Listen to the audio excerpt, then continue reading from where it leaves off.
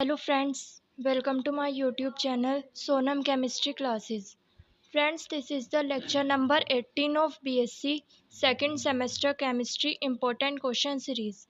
Friends, आज के lecture में हम बात करेंगे जो हमारी बीएससी सेकंड सेमेस्टर केमिस्ट्री की जो यूनिट 4 है, that is introductory medicinal chemistry के top 3 most important very short answer type questions जो आपके एग्ज़ाम में आने के चांसेस काफ़ी आए हैं। तो ये जो क्वेश्चन है आपके एग्ज़ाम में 2 से 3 मार्क्स में आ जाते हैं, यूनिवर्सिटी वाइज डिपेंड करता है। एंड ये जो लेक्चर है ये Hindi and English medium student दोनों टाइप के स्टूडेंट के लिए बेनिफिशियल है, बिकॉज कि मेरे पास नोट्स जो हैं वो इंग्लिश में हैं, लेकिन मैं आपको हिंदी में एक्सप्लेन करती हूँ, तो आप अपनी लैंग्वेज में अपने नोट्स बना सकते हैं। Now without wasting our time let's start our lecture. तो सबसे पहले मैं क्वेश्चन यहाँ पर आपको बता देती हूँ कि कौन कौन से क्वेश्चन हम आज के लेक्चर में कवर करेंगे, फिर हम वन बाय वन जो भी हमारे क्वेश्चन है उनके आंसर देखेंगे विद नोट्स। तो यहाँ पर पहला क्वेश्चन है हमारा, right A short note on paracetamol. Hindi में लिखा है ये क्वेश्चन, पैरासीटामोल पर संक्षिप्त टिप्पणी कीजिए। क्वेश्चन नंबर सेकंड है, what are analgesics agents, give some examples. दर्द निवारक क्या होते हैं, उदाहरण दीजिए। Third question and the last question है हमारा, what are sulphonamide drugs, give some examples. तो हिंदी में लिखा है सल्फोनामाइड ड्रग्स क्या होते हैं, उदाहरण दीजिए। तो ये जो हमारी यूनिट 4 है यहाँ से हमें ज़्यादातर शॉर्ट नोट ही देखने को मिलते हैं। ये हमारे लॉन्ग आंसर टाइप क्वेश्चन में बहुत कम चांस होते हैं कि यहाँ से आपको क्वेश्चन देखने को मिले, एक आध क्वेश्चन रेयरली हमें देखने को मिल जाता है। मोस्टली यहाँ से हमारे very short answer type question ही आते हैं और ये हमारे मोस्ट इंपॉर्टेंट क्वेश्चन है, आप यहाँ से ये प्रिपेयर करके जाना। तो यहाँ पर हम पहला क्वेश्चन का आंसर देखते हैं कि पैरासीटामोल क्या होता है।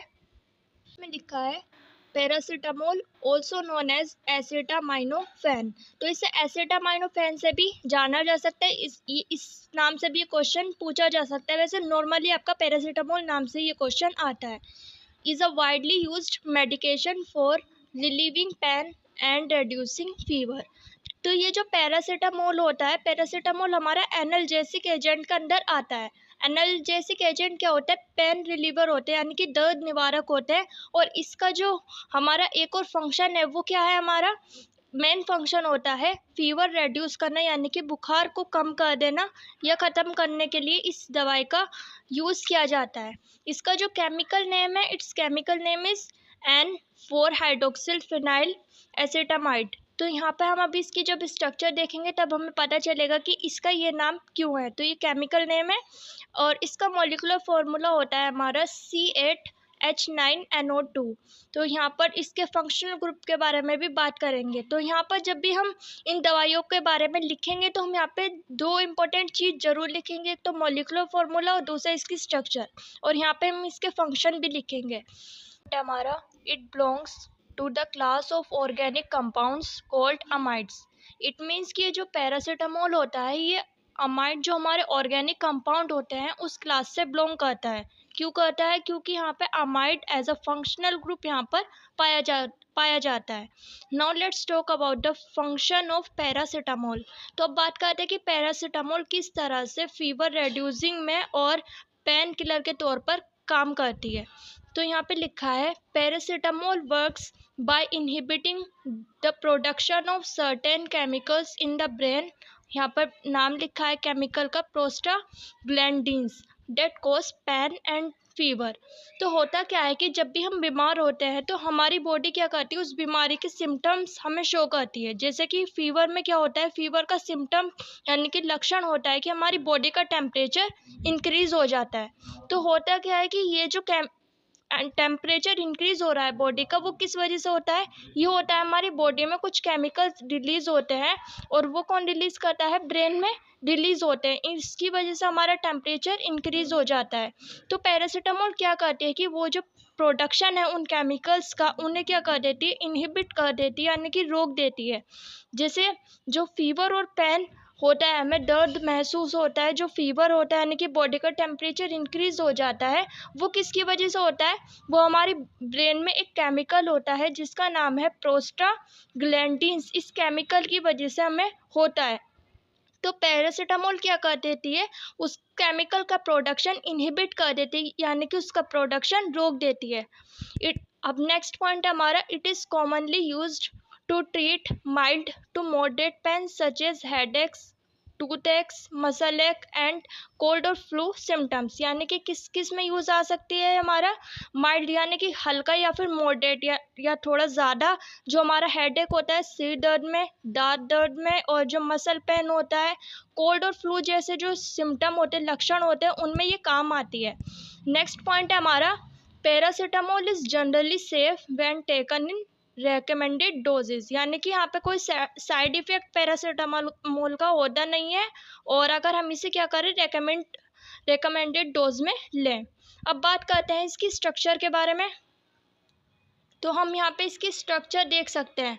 तो यहाँ पे हमें देखने को मिल रहा है एक बेंजीन रिंग है। बेंजीन रिंग में यहाँ पे क्या है, ये हाइड्रोक्सिल ग्रुप है। This group is known as hydroxyl group. यहाँ पे इसकी फोर्थ पोजीशन पे है। इस हाइड्रोक्सिल ग्रुप से फोर्थ पोजीशन पर है हमारा क्या, amide group. This group is known as amide group. इसलिए इसे क्या बोला जाता है, अमाइड क्लास में बिलोंग करता है। इसलिए पैरासीटामोल को हम कहते हैं कि ये जो पैरासीटामोल है ये अमाइड क्लास से बिलोंग करता है। क्यों करता है, क्योंकि यहाँ पे amide group as a functional group यहाँ पे पाया जाता है। तो अमाइड ग्रुप क्या होता है कि यहाँ पे सिंपली यहाँ पे नाइट्रोजन होगा बेंजीन से जुड़ा हुआ, ये हाइड्रोजन है, यहाँ पे कार्बोनिल ग्रुप है, और यहाँ पे CH3 है। CH3 की जगह कोई भी R ग्रुप हो सकता है। तो ये है हमारा ग्रुप अमाइड ग्रुप। तो हाँ, एग्जाम में आपको इसकी स्ट्रक्चर जरूर बनानी है, इसका फंक्शन लिखना है और इसका इंट्रोडक्शन पार्ट लिखना है। तो ये होता है हमारे पहले क्वेश्चन का आंसर। अब बात करते हैं दूसरे क्वेश्चन का आंसर पे, एंटाइटिस एनाल्जेसिक एजेंट्स, यानी कि दर्द निवारक क्या होते हैं, और उनका कुछ एग्जाम्पल हम देखेंगे। तो अब बात करते हैं एनाल्जेसिक एजेंट्स के बारे में, यानी कि दर्द निवारक। इन्हें हम बोलते हैं पेन रिलीवर्स भी बोलते हैं, यानी कि जिसे हम बोलते हैं हिंदी में दर्द निवारक। अब बात करते हैं इसके इंट्रोडक्शन के बारे में। तो यहाँ पर लिखा है, analgesic agents are drugs used to relieve pain without causing loss of consciousness. तो एनाल्जेसिक एजेंट क्या होते हैं, हमारे दर्द निवारक क्या होते हैं, ऐसे ड्रग्स होते हैं। ड्रग्स क्या होंगे हमारे, ड्रग्स हमारे मेडिसिन होती है, यानी कि कोई भी केमिकल सब्सटेंस जो हमें हमारी बॉडी के फंक्शन को, नॉर्मल फंक्शन को इफेक्ट करता है, उसे हम बोलते हैं ड्रग्स। और जो मेडिसिन होती हैं, तो मेडिसिन क्या होंगी, मेडिसिन भी हमारे केमिकल्स ही होंगे, लेकिन उन्हें हम क्या करेंगे, लैब में सिंथेसाइज करेंगे किसी बीमारी को ठीक करने के लिए। तो ये होता है डिफरेंस ड्रग में और मेडिसिन में। बात करते हैं अपने टॉपिक पर। तो यहाँ पर ये लिखा है कि जो एनाल्जेसिक एजेंट होते हैं वो क्या होते हैं, ड्रग्स होते हैं। सिंपली हम बोल सकते हैं कि ऐसे केमिकल्स होते हैं जिनका हम यूज़ करते हैं टू रिलीव पेन, यानी कि दर्द को कम करने के लिए, without causing loss of consciousness. Consciousness यानी कि बिना बेहोशी के, यानी जो हमारी नॉर्मल इस एनाल्जेसिक एजेंट से अलग जो पेन किलर्स होते हैं वो क्या करते हैं, वो कैसे रिलीव करते हैं पेन को, कैसे दर्द को कम करते हैं, वो क्या करते हैं, बेहोशी कर देते हैं हमें। उनसे क्या होगा, हमारा दर्द कम हो जाता है। लेकिन analgesic agent without causing loss of consciousness pain को कम करते हैं, यानी कि बिना बेहोश करे पेशेंट को पेन जो हमारे दर्द को कम कर देते हैं। हमारा they act by either blocking pain signals in the nervous system और reducing inflammation that causes pain. तो जैसे कि हम पैरासीटामोल में बात कर रहे थे कि पैरासीटामोल किस तरह से वर्क करती है, कि वो उन केमिकल्स के प्रोडक्शन को कम कर देती है या फिर रोक देती है जो क्या कर रहे हैं, टेम्परेचर बॉडी का इंक्रीज कर रहे हैं फीवर के टाइम। उसी तरह से यहाँ पर भी क्या होगा कि जो पेन रिलीवर्स है हमारे, वो क्या करेंगे, क्योंकि जो हमारा पेन फील होता है, यानी कि जो हमें दर्द फील होता है, वो किस वजह से फील होगा, वो फील होता है हमारे पेन सिग्नल्स की वजह से, जो हमारे नर्वस सिस्टम में ट्रांसफ़र होते हैं। तो फिर ये क्या करते हैं, पेन रिलीवर सिंपली ये उन पेन सिग्नल्स को ब्लॉक कर देते हैं, ताकि हमें क्या हो, पेन महसूस ना हो, दर्द महसूस ना हो। या फिर ये क्या कर देते हैं कि जैसे कोई बॉडी के पार्ट पे इन्फ्लामेशन हो रहा है, इन्फ्लामेशन मतलब स्वेलिंग हो रही है, सूजन आ रही है, तो उस सूजन को वो कम कर देंगे, और फिर इस वजह से हमारा जो पेन है, दर्द है, वो क्या हो जाएगा, कम हो जाएगा। अब इन्हें क्लासीफाई किया जा सकता है इनटू नॉन ओपियोइड्स। इसका एग्जाम्पल होता है हमारा paracetamol, ibuprofen, aspirin for mild to moderate pain, यानी कि ये जो है हमारे नॉन ओपियोइड्स जो होते हैं हमारे एनाल्जेसिक एजेंट्स, ये क्या करते हैं, इनका यूज़ किया जा सकता है हमारा माइल्ड यानी कि हल्का या फिर मॉडरेट या उससे थोड़ा सा ज़्यादा दर्द को कम करने के लिए। इसके एग्जांपल आते हैं हमारे पैरासीटामोल, एस्प्रिन, आइबुप्रोफेन। और इससे दूसरी क्लासिफिकेशन हमारा क्या होता है, इसका दूसरी कैटेगरी क्या होती है हमारी, ओपियोइड्स। इसका यूज़ किया जाता है सेवियर पेन में, जैसे कि जो हमारी ज़्यादा गंभीर बीमारी होती है जैसे कि कैंसर, उसमें जो पेन होता है वो बहुत ज़्यादा होता है, उसमें हम क्या करते हैं, इस वाली कैटेगरी के पेन रिलीवर्स का यूज़ करते हैं। इसका एग्जांपल है हमारा मॉर्फिन। तो अब हम क्या करेंगे, आइबुप्रोफेन के बारे में देखते हैं कि इसकी स्ट्रक्चर क्या होती है, क्योंकि हमें एग्जाम्पल भी बताना है। तो यहाँ पे लिखा है ibuprofen is anti inflammatory drug with the molecular formula C13H18O2। तो यहाँ पे ये क्या है, एंटी इन्फ्लामेटरी ड्रग होता है, यानी कि ये क्या करता है, स्वेलिंग को कम कर देता है। जैसे किसी बॉडी के पार्ट में क्या हो रही है, स्वेलिंग हो रही है या फिर रेडनेस हो रही है, उससे ये क्या करेगा, कम कर देता है। और इसका मॉलिक्यूलर, और ये क्या कर देता है, पेन को कम कर देता है, यानी कि दर्द को कम कर देता है। इसका मॉलिक्यूलर फार्मूला होता है हमारा C13H18O2। यहाँ पे आप इसकी स्ट्रक्चर देख सकते हैं कि यहाँ पे हमें क्या दिख रहा है, बेंजीन रिंग है, बेंजीन रिंग से हमारा आइसोब्यूटाइल ग्रुप जुड़ा हुआ है। ब्यूटाइल का मतलब होगा कि यहाँ पे 4 कार्बन हमें देखने को मिलेंगे। तो हम देख सकते हैं कि ये जो हमारे कॉर्नर होते हैं, इससे हम क्या करते हैं, कार्बन से रिप्रेजेंट करते हैं। तो यहाँ पे 1, 2, 3 एंड 4 कार्बन हमें देखने को मिल रहे हैं, और ये आइसो पोजिशन है, तो ये होगा हमारा आइसोब्यूटाइल ग्रुप।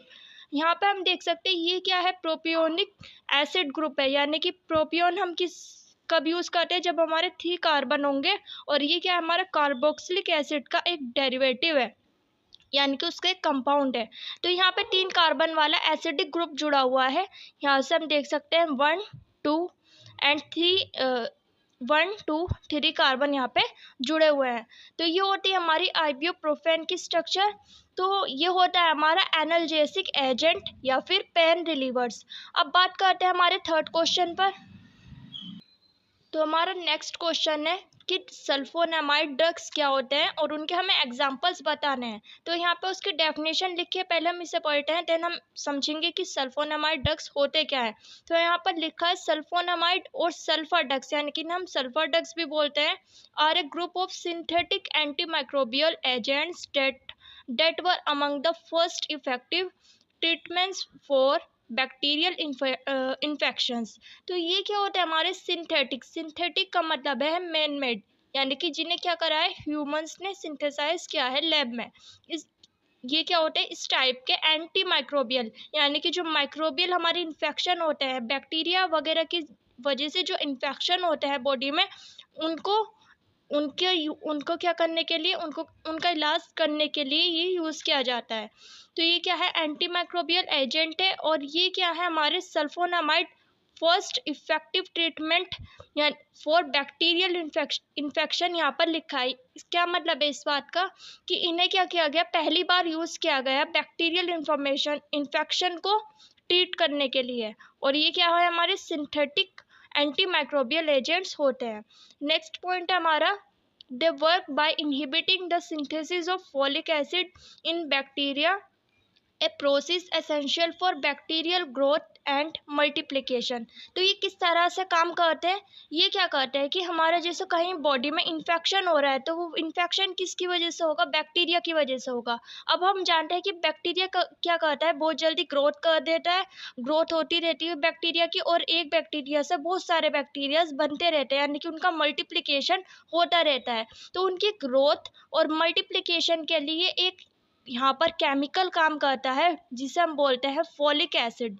तो ये क्या करता है, सल्फोनेमाइड उस जो हमारा एसिड है, ये फॉलिक एसिड है, इसके सिंथेसिस को, यानी कि इसके निर्माण को इनहिबिट कर देता है, यानी कि रोक देता है, जिसकी वजह से उसकी ग्रोथ भी रुक जाएगी और उसका मल्टीप्लिकेशन भी रुक जाएगा, यानी कि बैक्टीरिया की ग्रोथ भी रुक जाएगी, और उस बैक्टीरिया से जो और बैक्टीरियाज बन रहे हैं वो भी हमारा रुक जाएगा, जिसकी वजह से इन्फेक्शन हमारा क्या हो जाएगा, कम हो जाएगा या फिर पूरी तरह से ख़त्म हो जाएगा।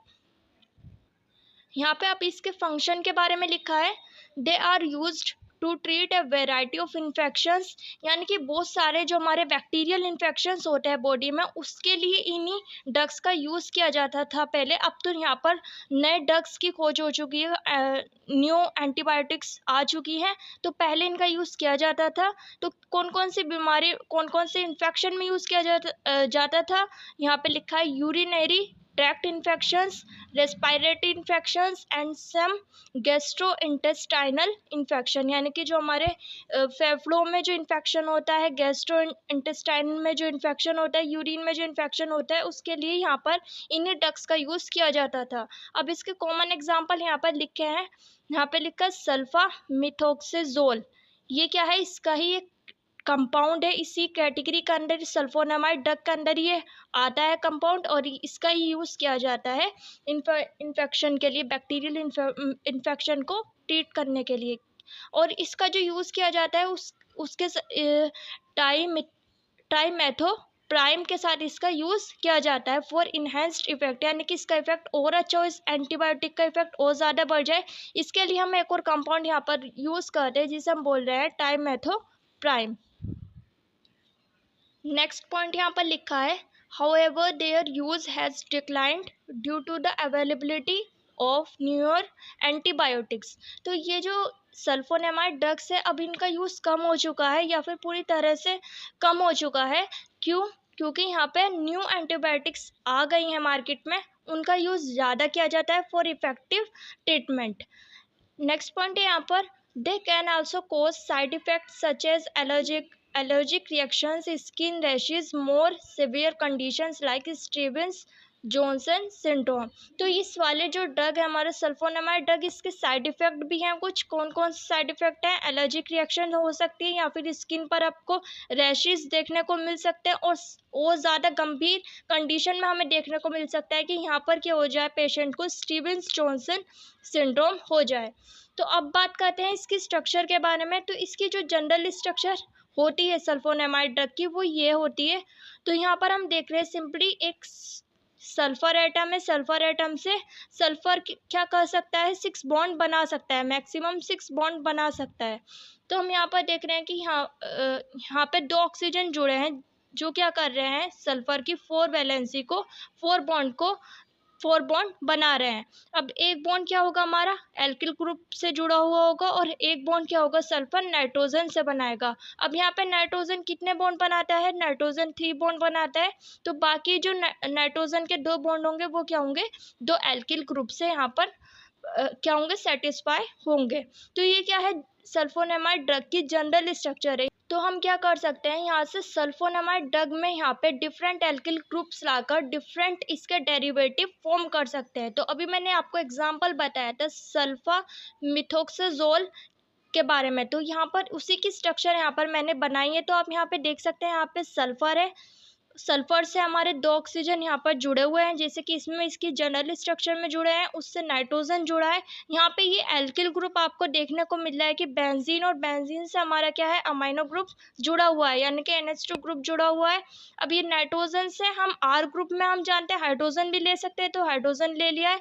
और फिर R3 ग्रुप में हमने क्या ले लिया, यानी कि तीसरे एल्किल ग्रुप में हमने क्या ले लिया है, यहाँ पे 5 मेंबर्ड रिंग ली है, जिसमें नाइट्रोजन है, ऑक्सीजन, और यहाँ पे एक डबल बॉन्ड हमें देखने को मिल रहा है, और यहाँ पे क्या है, एक मिथाइल ग्रुप जुड़ा हुआ है। तो ये स्ट्रक्चर होती है हमारी सल्फा मिथोक्साजोल की स्ट्रक्चर। तो आप क्या कर सकते हैं, आप खाली इसकी जनरल स्ट्रक्चर भी एग्जाम में बना सकते हो, और अगर आप ये वाली स्ट्रक्चर बनाएंगे तो और अच्छा होगा। तो फ्रेंड्स, ये होते हैं हमारे मेडिसिनल केमिस्ट्री के कुछ इंपॉर्टेंट शॉर्ट नोट, जो आपके एग्जाम में आने के चांसेस काफ़ी ज़्यादा है। तो friends, that's all for today. तो अगर आपको कोई भी डाउट हो इस लेक्चर से, तो आप मुझे कमेंट सेक्शन में लिखकर पूछ सकते हैं। तो अगर आपको ये वीडियो पसंद आई है तो please like this video, share this video with your friends too, subscribe to my channel, and thanks for watching this video. Have a nice day.